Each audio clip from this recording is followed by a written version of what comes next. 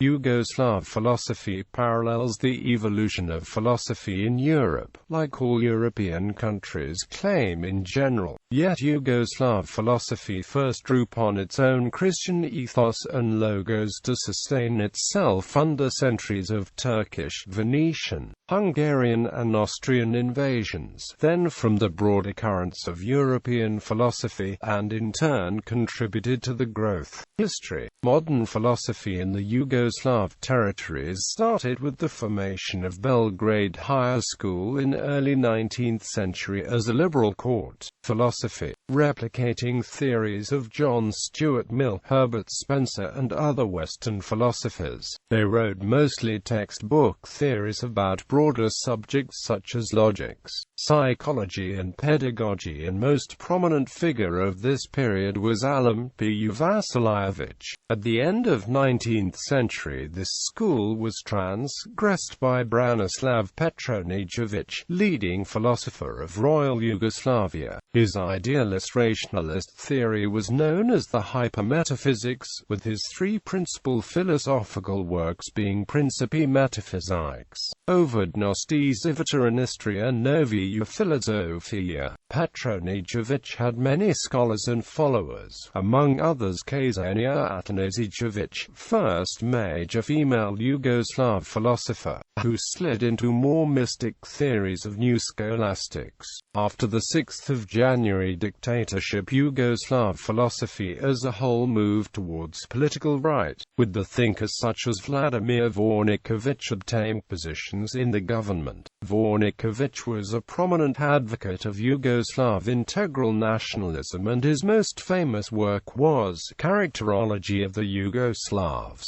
There was also a stronger irrationalist current with Albert Bijala, who became rector of University of Zagreb in 1932. At the time universities were under the strong religious influence, and the most prominent thinker of the school was Slovenian Ales Uzniknik, philosopher of Neo-Thomism. On the other side, social democratic movement had its own prominent theoreticians such as Dmitry Utukovich and Sema Markovic, who was killed in the Stalin purges. After the World War II, socialists took over the power and rejected all former philosophy as idealistic and bourgeois. Marxism-Leninism was introduced with revolutionary philosophers such as Boris Cihurladush and Nedeljković. This theory later evolved towards humanistic Marxism with Praxis School, which originated in Zagreb and Belgrade during the 1960s.